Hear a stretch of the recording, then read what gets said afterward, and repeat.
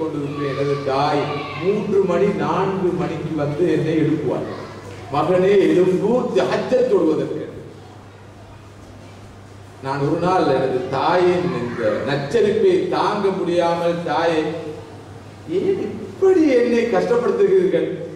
கொஞ்சம் தூங்கி ஓய்வெடுத்துக் கொள்வதற்கு நீங்கள் என்னை விடக்கூடாதா என்று கேட்ட போது எனது தாய் சொன்னால், மகனே, நீ நிலையாக நிரந்தரமாக சொர்க்கத்தில் ஓய்வெடுக்க வேண்டும் என்பதற்காகத்தான் உன்னை எழுப்புகிறேன். எமது குழந்தை பரீட்சையில், எக்ஸாமில் சரியான மார்க்ஸ் எடுக்காத போது அதற்காக எவ்வளவு அழைத்துக் கொள்கிறோம், கவலைப்படுகிறோம், ஆத்திரப்படுகிறோம், ஆவேசப்படுகிறோம். ஆனா எனது குழந்தை சுபஹ் தொழாம படுத்தா, குர்ஆன் ஓதாம இருந்தா, இந்த டிவியை போட்டுக்கொண்டு அசிங்கத்தை பார்த்தா, போக சரி வரும். எல்லாம் போக சரி வரும். ஆனா படிப்பு மட்டும் போக சரி வரும்னு சொல்றது இல்லை. அதுல மட்டும் ஏண்டா தெரியும் படிப்பு போனா என்ன போகும். நல்லூர் மாப்பிள்ள, தங்கமான புளிய என்ன செய்யறார்? அவர் ஐடி ஸ்பெஷலிஸ்ட். மாஷா அல்லாஹ், எவ்வளவு சம்பளம்? இப்பதான் புதுசா ஜாயின் பண்ணிக்கிறார். தற்போதைக்கு 80,000 ரூபாய் கிடைக்கிறது. நல்ல புளியம் தானே, ஒழுக்கமுள்ள புளியம் தானே, ஒழுக்கமுள்ள புளியம் நல்ல புளியம். தொழுக விஷயங்கள்ல தெரியுதானே, கொஞ்சம் பொழுதுபோக்கு அந்த வயசுக்கு அது பிரச்சனை இல்லை, அதெல்லாம் போகும்போது சரி வரும், அது ப்ராப்ளம் இல்லை. நல்ல புளியம் தானே, உடனடியா ஓகே. அவரு டிகிரி செஞ்சிருக்கிறார், ஐடில செஞ்சிருக்கிறார், நல்ல கம்பெனில ஒர்க் பண்ணிக்கிறார், இப்பதான் சேர்ந்திருக்கிறார், இப்பவே சம்பளம் இவ்வளவு, இன்ஷா அல்லாஹ் 6 monthsல ப்ரமோஷன். அதுக்கு போறவங்க இந்த எல்லாம் புள்ள கேட்ட மாப்பிள்ளை கிடைச்சாங்க. சரி, இன்னொரு மாப்பிள்ளை இருக்கிறார், நல்ல புள்ள, தக்வா உள்ள புள்ள, அமல் இபாதத் உள்ள புள்ள, அக்லாக் உள்ள புள்ள, அல்லாஹ்வை பயந்த புள்ள, மார்க்க விஷயங்கள் ஈடுபாடு உள்ள புள்ள. நல்ல புரிய நினைக்கிறானே, என்ன ஜொப் செய்யறா, இன்னும் ஜொப் போட்டு கிடைக்கல, ட்ரை பண்ணி கொண்டு இருக்கிறார். அந்த விஷயத்தை கொடுங்கல. போக ஜொப்பும் கிடைக்கும் தானே, போக தொடுவார், போக நம்ம பிடிப்பார், போக திருந்துவார். ஆனா போக ஜொப் கிடைக்கும்ன்றத மட்டும் அதை என்ஷூர் பண்ணி எங்களோட பார்வை இருக்குது. ஜாஹிலிய பார்வை எங்களோட அளவுகோல் எங்க இருக்குது? எங்களோட மதிப்பீடுகள் எப்படி இருக்குது? அது விளைவுகள் என்ன? குடும்ப வாழ்க்கை நரக வாழ்க்கையா இருக்குது. பிள்ளைக்கு கிடைச்சது மாப்பிள்ளை இல்ல, பிள்ளை கிடைச்சது ஐடி, பிள்ளை கிடைச்சது மெடிசின், பிள்ளை கிடைச்சது மேத்தமேட்டிக்ஸ். அது மேத்தமேட்டிக் அதான் இங்க மூட்டல. பிள்ளைக்கு மனுஷனுக்கு கிடைக்கும், முஸ்லீமாக இருக்கும், பேருதான் இருக்கும். இந்த பார்வைகளுக்கு வர வேண்டிய தேவை இருக்குது. அப்படிப்பட்ட இளைஞர்கள் யுவதிகளை உருவாக்கும். இப்ராஹிம் அலைஹிஸ்ஸலாத்து வஸ்ஸலாம் அவருடைய வாழ்க்கையை பாருங்கள். 16 வயதில் இவ்வளவு சாதித்து முடிக்கிறார். நம்ரூத் என்ற அரசனுக்கு முகம் கொடுக்கிறார். ஈராக்கிலிருந்து ஷாமுக்கு ஹிஜ்ரத் போகிறார். ஷாம்ல இருந்து எகிப்துக்கு ஹிஜ்ரத் போகிறார். எகிப்திலிருந்து பலஸ்தீனத்துக்கு ஹிஜ்ரத் போகிறார். பலஸ்தீனத்திலிருந்து மக்காவுக்கு ஹிஜ்ரத் போறார். நாங்களும் அப்படித்தான். ஸ்ரீலங்காவில் மோல்டிவ்ஸ், மோல்டிவ்ஸ் இருந்து ஜெர்மன், ஜெர்மன்ல இருந்து யூகே, யூகேல இருந்து சுவிஸ், சுவிஸ்ல இருந்து ஸ்ரீலங்கா, மறுவா எவ்வளவு ஹிஜ்ரத் பேசிக்கிறோம். சரியான பேச்சு. இப்ராஹிம் அலைஹிஸ்ஸலாம் 4-5 ஊருக்குள்ள பேசிக்கிறார். சுற்றி நாங்க முழு உலகத்துக்கே சுற்றி வந்துடுறோம். இன்றைக்கு தெரியும், நாங்கள் இப்ராஹிம் அலைஹிஸ்ஸலாத்துடைய சுன்னத் தெரியா பிராக்டிஸ் பண்ணிக்கிறோம். நபிக்குரிய சகோதரர்களே, சகோதரிகளே, உழைப்புக்காக உலகில் எங்கும் செல்லலாம், செல்ல வேண்டும், பிரச்சனை இல்லை. ஆனால் இப்ராஹிம் அலைஹிஸ்ஸலாம் அவருடைய மிஷன், அவருடைய மிஷன் எப்படிப்பட்டதாக இருந்தது? அல்லாஹ்வுடைய தீனை உலகத்தில் நிலைநாட்ட, சத்தியத்தை நிலைநாட்ட எத்தனை ஹிஜ்ரத்துகளை அவர்கள் மேற்கொள்கிறார்கள். தன்னுடைய மனைவியையும் தனது மகன் இஸ்மாயிலையும் விட்டு விட்டு செல்கிறார்கள். நாங்க புள்ள குட்டிகளை விட்டுட்டு எங்க போறோம்? ரியாலுக்காகவும், ருபீஸுக்காகவும், எண்ணுக்காகவும், டொலருக்காகவும் போறோம், வேற வழி இல்லாம. ஆனால் இப்ராஹிம் அலைஹிஸ்ஸலாம் அவர்கள் புட்பூண்டுகள் இல்லாத, வாழ்க்கை ஆதாரம் இல்லாத, மனித நடமாட்டம் இல்லாத, எவரும் இல்லாத, எதுவும் இல்லாத அந்த மக்கா மண்ணிலே தனது மனைவியையும் குழந்தையையும் விட்டு அல்லாஹ்வின் கட்டளை ஏற்றுச் செல்கிறார்கள். ஏன் இந்த முன்மாதிரிகள் எங்களால் உணரப்படுவதில்லை? உம்ராவுக்கு போய் வந்தா மட்டும் சரியா? ஹஜ்ஜுக்கு போய் வந்தா மட்டும் சரியா? அந்த உம்ராவும் ஹஜ்ஜும் எத்தனை பாடங்களை படிப்பினைகளை தர வேண்டும். அந்த இளைஞர் இப்ராஹிமை நினைத்து, அந்த இளைஞர் இஸ்மாயிலை நினைத்து, நான் ஒரு இப்ராஹிமாக எனது மகன் ஒரு இஸ்மாயிலாக மாற வேண்டும் என்ற உணர்வு இந்த உம்மத்துக்குள் ஏற்பட்டால் இவ்வளவு மாற்றம் வரும். வெறும் ரிச்சுவல்ஸாக எல்லாம் மாறி இருக்கிறது. வெறும் ரிச்சுவல்ஸ். செஞ்ச பாவங்களுக்கு கஃபாரா. ரமலான்ல செய்யற உம்ரா ஏனைய காலங்களில் செய்யற ஹஜ்ஜுக்கு சமம். ரமலான்ல செய்யற உம்ரா அடுத்த ரமலான் வரைக்கும் உள்ள பாவங்களுக்கு கஃபாரா. ஹோல்சேலா செய்யற பாவங்களுக்கு ஒன்ஸ் அண்ட் ஃபார் ஆல் தௌபா எடுத்துவாங்க. இப்படித்தான் நமது பார்வை மாறி இருக்கிறது. அந்த தந்தையும் மகனும் சேர்ந்து காபத்துல்லாவை கட்டிய வரலாற்றை நினைத்து பாருங்கள். மகன் இஸ்மாயிலை, அந்த இளைஞனை குர்பான் கொடுப்பதற்கு இப்ராஹிம் அலைஹிஸ்ஸலாம் அவர்கள் முனைந்ததை பாருங்கள். அதற்கு முன்னால் இஸ்மாயிலுடைய மனோநிலையை பாருங்கள். அன்புக்குரிய சகோதரர்களே, சகோதரிகளே, ஏன் குர்ஆன் இந்த கதைகளை சொல்கிறது?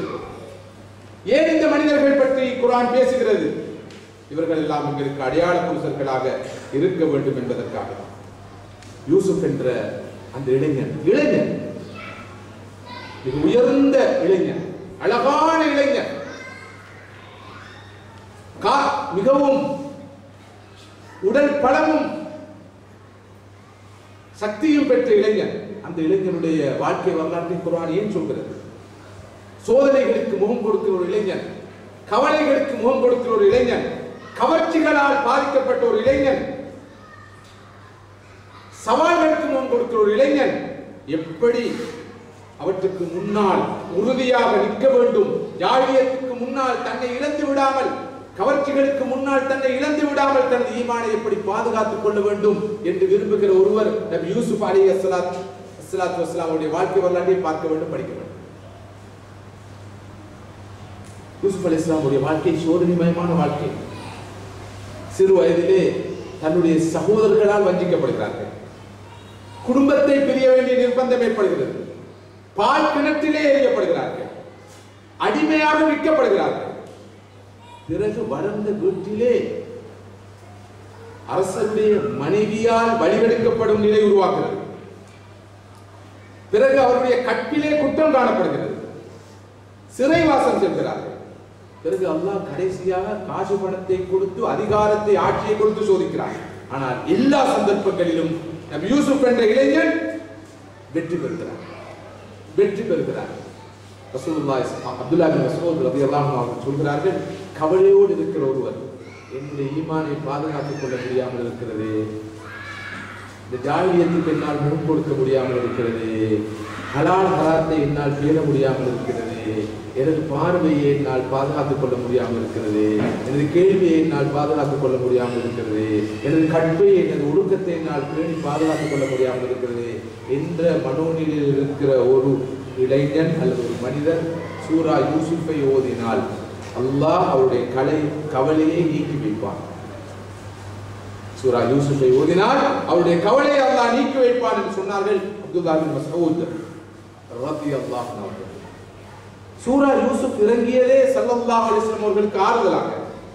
அபூ தாலிப் வஃபாத்தாகி விட்டார், ஹதீஜா வஃபாத்தாகி விட்டார். வீட்டில் தனக்கு பாதுகாப்பு தந்த ஹதீஜா இல்லை, ரோட்டிலே தனக்கு பாதுகாப்பு அளித்த அபூ தாலிபும் இல்லை. கடுமையான பிரச்சனை, கடுமையான சோதனை. ரசூலுல்லாஹ்வுக்கு எதிராக பல சதிகள், அபூ ஜஹல் ஒரு பக்கம், அபூ லஹப் இன்னொரு பக்கம், நிறைய கெடுபிடிகள். இந்த நிலையில் தான் அல்லாஹ் சூரா யூசுஃபை ஸல்லல்லாஹு அலைஹி வஸல்லம் இறக்கி யூசுஃபுடைய வரலாற்றை சொல்லி காட்டுகிறார். பாருங்கள் யூசுஃபை, அவருடைய வாழ்க்கையை பாருங்கள், அவர் எதிர்நோக்கிய சோதனைகளை பாருங்கள், அவர் எதிர்நோக்கிய அறைகூவல்களை பாருங்கள், சவால்களை பாருங்கள். நபியே, ஆறுதல் அடையுங்கள், உறுதியாக நின்று உங்களது பயணத்தை தொடருங்கள் என்று சொல்லி காண்பிக்கிறார். இத்தகைய ஒரு பார்வை குர்ஆனை பொறுத்த நமக்கு இருக்கிறதா? இத்தகைய உணர்ச்சியோடு எப்பயாவது குர்ஆனை எடுத்து பார்த்திருக்கிறோமா, படித்திருக்கிறோமா? அதற்குரிய சகோதரர்களே, சகோதரிகளே, பெரிய ஒரு மாற்றம் தேவை. நபி யூசுப் வீட்டிலிருந்து காட்டுக்கு போகிறார், காட்டிலிருந்து கிணற்றில் தள்ளப்படுகிறார், பிறகு அரச மாளிகைக்கு போகிறார், மாளிகையிலிருந்து சிறைக்கு போகிறார், பிறகு சிறையிலிருந்து மாளிகைக்கு வருகிறார், பிறகு அவரே அரசராக ஆட்சியாளராக மாறுகிறார். இந்த கட்டத்திலும் அவர் தன்னுடைய கொள்கையை விட்டுவிடவில்லை. சோதனைகளுக்கு முன்னால் பொறுமை காண்கிறார், பாவங்களுக்கு முன்னால் பாவங்கள் ஈடுபடாமல் பொறுமையாக நடக்கிறார், அல்லாஹ்வுக்கு கட்டுப்படும் விஷயத்திலும் அப்படியே நடந்து கொள்கிறார். குறிப்பாக ஒரு இளைஞன் எதிர்நோக்கிற மிக முக்கியமான பிரச்சனை தான் அந்த ஒழுக்க வாழ்க்கைக்கு வரக்கூடிய அச்சுறுத்தல். குறிப்பாக நானும் நீங்களும் வாழ்கிற இந்த காலத்திலே நமது இளைஞர்கள் எதிர்நோக்கிற மிக முக்கியமான பிரச்சனை என்ன? அவர்களுடைய ஒழுக்கத்திற்கு உள்ள அச்சுறுத்தல். டிவியை பார்த்தாலும், ரேடியோவை கேட்டாலும், பாதையில் போனாலும், காரியாலயத்திலும் ஆபீஸிலும் எதிர்நோக்கிற முக்கியமான பிரச்சனை ஒழுக்க பிரச்சனை. யூசுப் அலைஹிஸ்ஸலாம் அவர்கள் இந்த பிரச்சனைக்கு முகம் கொடுக்கிறார்கள். யூசுப் அலைஹிஸ்ஸலாம் அவர்களுக்கு 30 வயது, வாட்ட சாட்டமான ஒரு இளைஞன், அழகான ஒரு இளைஞன். முழு எகிப்துமே யூசுப் அலைஹிஸ்ஸலாம் அவர்களை கண்டால் அப்படியே மெய்மறந்து பார்க்கும் ஒரு அழகான இளைஞன். அவர் எந்த மாளிகையில் இருக்கிறாரோ அந்த மாளிகையில் இருக்கிற பெண், அதிகாரமுள்ள பெண், செல்வாக்குள்ள பெண், அழகான பெண், நபி யூசுப் அலைஹிஸ்ஸலாம் அவர்களை துர்நடத்தைக்கு அழைக்கிறார். குர்ஆன் சொல்கிறது வராவதத்ஹு, அவளே வந்து அழைக்கிறார். அல்லதி ஹுவ ஃபீ பைத்திஹா, குர்ஆன் சொல்கிறது அவர் எந்த வீட்டில் இருக்கிறாரோ அந்த வீட்டில் இருக்கிற அந்த பெண் அவரை துர்நடத்தைக்கு அழைக்கிறார். பாதுகாப்பான இடம், எந்த பிரச்சனையும் இல்லை. குர்ஆன் சொல்கிறது வகல்லகத்தில் அபுவாப், கதவுகளை எல்லாம் ஜன்னல்களை எல்லாம் மூடிவிடுகிறார். மூடிவிட்டு வந்து துர்நடத்தைக்கு அழைக்கிறார். 100% பாதுகாப்பு. அகலக்கத் என்றால் சாதாரணமாக மூடுறது, கல்லக்கத் என்றால் நல்லா இறுக்கி மூடுறது. பாதுகாப்பை உத்தரவாதப்படுத்திவிட்டு ஹைதலக், யூசுஃபே வாரும் என்று அழைக்கிறார். அந்த யூசுப் என்ற இளைஞர் என்ன சொல்கிறார்? குர்ஆன் சொல்கிறது மாஅல்லாஹ், மாஅல்லாஹ், அல்லாஹ்விடம் பாதுகாப்பு தேடுகிறேன். இன்னஹு ரப்பி அஹ்ஸன மத்வாய, உனது கணவர், இந்த நாட்டின் ஆட்சியாளர், என்னை மிக நல்ல முறையில் கௌரவமாக இந்த மாளிகையில் வைத்திருக்கிறார். இன்னஹு லா யுஃப்லிஹு ஸாலிமூன், அநியாயக்காரர்கள் ஒரு நாளும் உருப்பட மாட்டார்கள், வெற்றி பெற மாட்டார்கள். ஒரு விளக்கம். அல்லது என்னுடைய ரப்பு இறைவன் என்னை இவ்வளவு உயர்ந்த நிலையில் வைத்திருக்கிறான், நான் அநியாயக்காரனாக மாற தயாரில்லை, என்னை விட்டுவிடு என்று சொல்கிறார் யூசுப் அலைஹிஸ்ஸலாம். வஸ்தபகல் பாப், அப்போது அவள் விடவில்லை. யூசுப் அலைஹிஸ்ஸலாம் அவர்களை நெருங்குகிறாள்.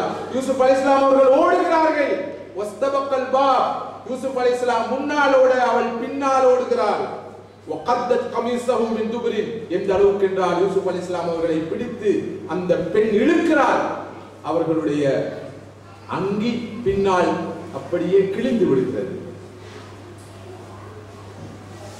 ஒரு ஆரம்ப கால ரிவாயத்திலே வருகிறது, அந்த பெண் திரும்ப திரும்ப யூசுப் அலைஹிஸ்ஸலாம் அவர்களை துர்நடத்தைக்கு வற்புறுத்தி கேட்கிறாள். யா யூசுப் மா அஜ்மல வஜ்ஹக், யூசுஃபே இவ்வளவு அழகான முகம், உங்களுடைய முகம். நபி யூசுப் அலைஹிஸ்ஸலாத்து வஸ்ஸலாம் என்ற அந்த அழகான இளைஞன் சொன்ன பதில் என்ன? ஃபிர் ரஹிமி ஸவ்வரனி ரப்பி, எனது தாயின் வயிற்றிலே கற்பவரையிலே இருந்தபோது என்னுடைய ரப்பு எனக்கு இந்த அழகான உருவத்தை, முகத்தை தந்தான். பெண் சொல்கிறாள், யா யூசுப் மா அஜ்மல ஷஅரக், யூசுஃபே உங்களுடைய தலை மயிர் எவ்வளவு அழகாக இருக்கிறது.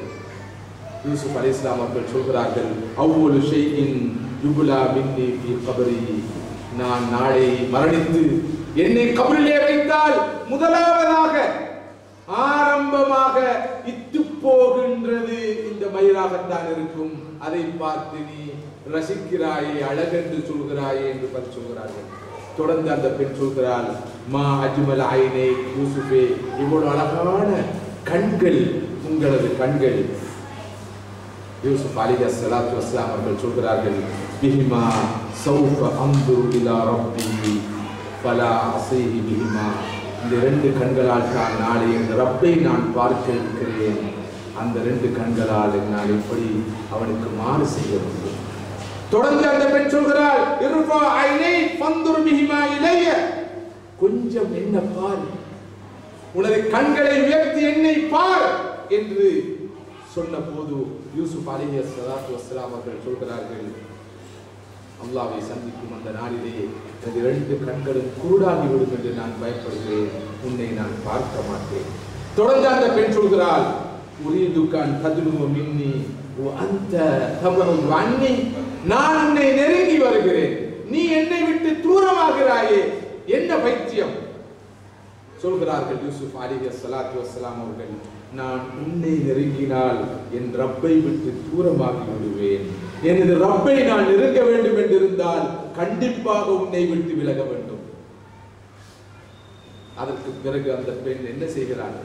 கதவை மூடியவள், இறுக்கி மூடியவள், துர்நடத்தைக்கு அழைத்தவள், ஆசை காட்டியவள், இறுதியாக ஒன்றும் சரிவராது என்ற நிலையிலே சொல்கிறாள், நீ என்னை கெடுக்க பார்த்தாய் என்று நான் முறைப்பாடு செய்ய போகிறேன், நீ சிறையில் அடைக்கப்படுவாய்.